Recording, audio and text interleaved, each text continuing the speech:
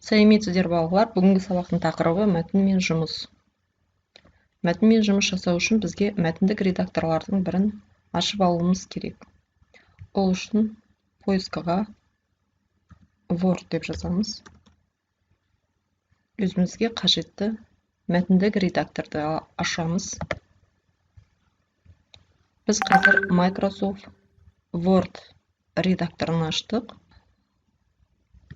Себебі сіздер бірінші тоқсанда өткен WordPad мәтіндік редакторына қарағанда Microsoft Word мәтіндік редакторының мүмкіндіктері өте көп.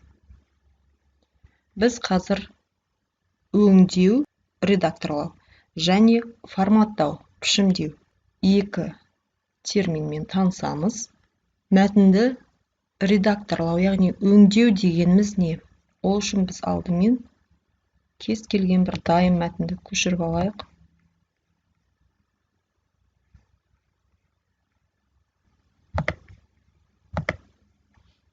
Осыны бізге өңдеу керек, яғни редакторлау керек. Редакторлау дегеніміз ол мәтінде қателерді түзеу, мәтінді толықтыру, керексіз сөйлемдерді өшіріп тастау, керексіз сөздерді өшіріп тастау, керексіз сөздерді белгілеп аламыз да.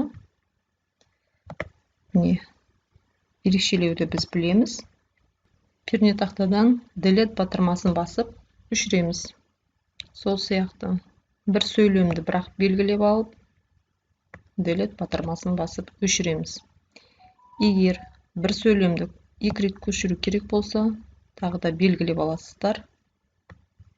Оң жағын басып, копировать дегенді басып, не пернетақтадан Ctrl ағылшынша С әрпін басасыздар. Қай жерге қыстыру керек? Сол жерге меңзерді қойып, Ctrl ағылшынша В-ны басамыз, не болмаса тінтуірінің оң жағын басып, вставканың бірнеше түрі бар, соның бірімен таңдап қоямыз. Осылай көшіреміз. Көшіруді үйрендік. Енді бізге бір сөзді мәтіндегі басқа бір сөзге ауыстыру керек. Мысалға, кез келген бір сөзді алайық. Мысалға, суреттер деген сөзді сіздер бейнелер деген сөзбен ауыстырғыларыңыз келсе, басты бет мәзірінде найти и заменить. Заменить деген команданы таңдаймыз. Суреттер деген сөзді тауып, найти суреттер, заменить на ауыстырамыз бейнелер. Заменить все. Осындай команданы орындағанда бүкіл мәтіндегі суреттер деген сөз, бейнелер деген сөзге ауысады. Егер сіздерде 2 бет емес, 20 немесе 200 беттік мәтін болса, бір сөзді ауыстырып шығу өте қиынға түседі. Сол себепті заменить командасын пайдаланып, бүкіл 200 беттегі сөзді ауыстырып шығуға болады. Өңделген құжатымызды ат беріп сақтаймыз. Егер ең алғаш сақталып тұрса, файл, сохранить, как дегенді басамыз. Сақтауды біз білеміз. Документы бумасының ішінде өздерің кез келген ат беріп, сохранить деп сақтап қоясыздар. Енді келесі пішімдеу. Пішімдеу деген не? Форматтау деген. Жөндеп алған мәтінімізді, қатесін жөндеп, көшіріп, өшіріп, ауыстырып алған мәтінімізді форматтауға көшеміз. Яғни пішімдеуге мәтіннің сыртқы көрінісі, орналасуы. Яғни біз мәтінді сол және оң жағымен бірдей орналастыру десек, по ширине теңестіру панелінен по ширине дегенді таңдаймыз. Мәтін екі жаққа бірдей, екі жағы теңесті. Енді біз тақырыпты белгілеп алып, ортасына қарай по центру теңестіреміз. Және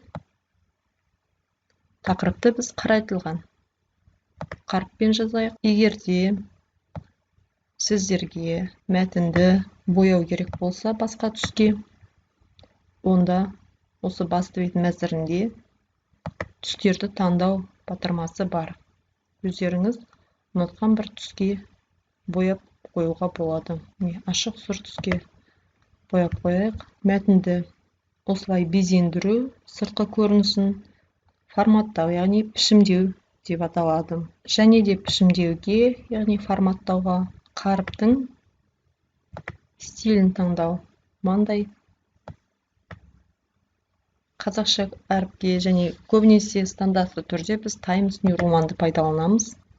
Бұл жерде Enterмен төмен түсіп кеткендіктен теңестірген кезде ол теңеспейді. Сондықтан мәтінді жазғанда Enterді тек қана абзац біткен кезде ғана басу керек. Табиғат деп басталатын жердің бәрін абзацқа қояйық. Мысалға, белгілеп алып,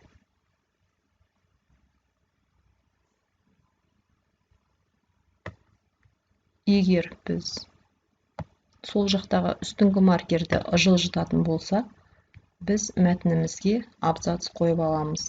Және басқа қаріптің түрлерін таңдауымызға болады. Arial Black дейді мысалға, ол мынандай жазулар. Ол қазақша әріптерге форматтау жасамауы мүмкін. Қазақ көріп тұрғандай, қазақша әріптер форматталмай қалып қойды.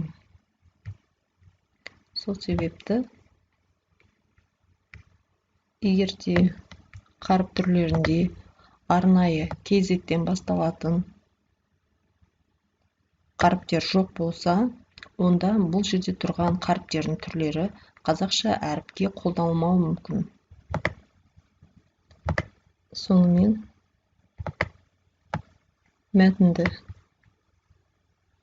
мәтіндегі қаріптерді бояу, безендіру, дұрыстап орналастыру, теңестіру, оның барлығы форматтау кезінде жүзеге асырылады.